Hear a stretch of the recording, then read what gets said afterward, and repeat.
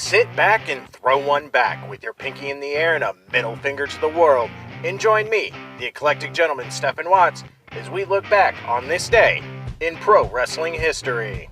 But before we do, put that drink down, like, share, and subscribe, and without further ado, let's get our wrestling history on.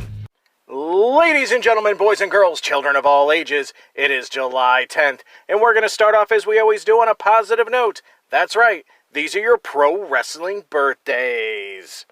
1924, a gentleman who broke down so many racial barriers, Bobo Brazil. 1926, a gentleman I never wanted to meet in a dark alley, The Crusher. 1953, I never wanted to be in this man's full Nelson, Billy Jack Haynes.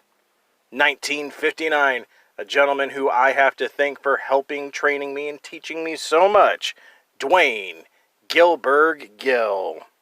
1966, one half of the Public Enemy, Johnny Grunge. All right, let's keep that positivity train a-rolling. That's right, these are your pro wrestling history highlights for July 10th. Jumping in the Wayback Machine and going to 1967, Lou Albano and Tony Altmore defeat Arnold Skaaland and Chuck Richards, subbing for Spiros Aaron, for the United States Tag Team titles, a precursor to the Worldwide Wrestling Federation Tag Team Championships. Ironically, Skaaland had become champion when Aaron's original partner, Antonio Puglisi, left the company, so neither of the wrestlers who lost the title were actually part of the team that won the titles. Just leaping over the 70s and going to the 80s, 1982, the AWA ran the Sheboygan Auditorium Armory in Sheboygan, Wisconsin, with a main event of Hulk Hogan pinning Ken Patera in 13 minutes and 17 seconds. Sticking in 1982 but going all the way south, Mid-South Wrestling ran Jackson, Mississippi with a main event of Mid-South Wrestling Tag Team Champions Junkyard Dog and Mr. Olympia defeating John Studd and the Super Destroyer.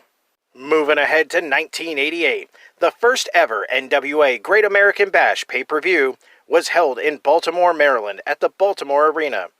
An interesting note, every match on the show went over 15 minutes. The pay-per-view was Jim Crockett Promotions' second attempt at a pay-per-view broadcast, and their first to be broadcast solely on pay-per-view.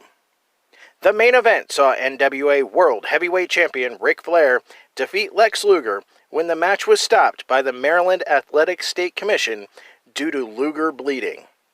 Luger had Flair in the torture rack at the time of the stoppage and appeared to be on the verge of winning the title. And last but not least, WCW ran the LA Melee in Inglewood, California at the Great Western Forum, drawing a sellout crowd of 15,678 fans for an event that was sold via the internet as an audio pay-per-view where fans could listen live to the streaming commentary. The main event sees Sting defeat Hulk Hogan in a steel cage match via submission with the Scorpion Deathlock.